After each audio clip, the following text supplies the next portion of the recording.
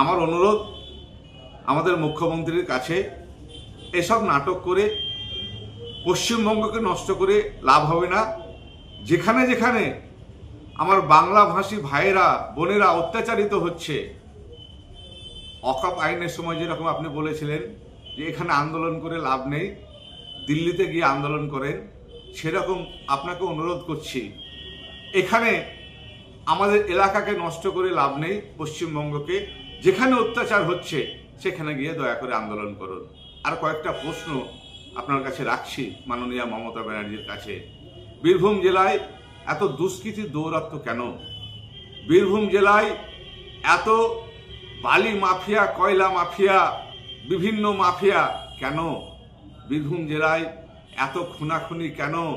সে টিএমসিতেই হোক, খুন করছে টিএমসি, খুন হচ্ছে টিএমসি।